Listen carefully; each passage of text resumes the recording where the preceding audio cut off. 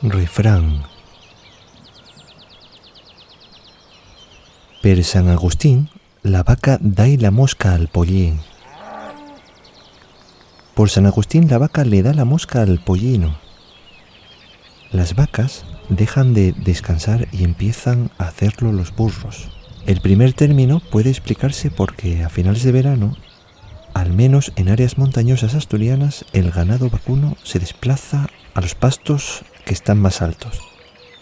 Los burros, por su parte, aligeran su trabajo una vez acabadas las tareas de recolección de la hierba o las cosechas, la collecha o la pación, recoger la pación. Otras variantes o versiones de sentido equivalente: por San Agustín, pierde la mosca la vaca y agárrala al pochín, asturiano occidental.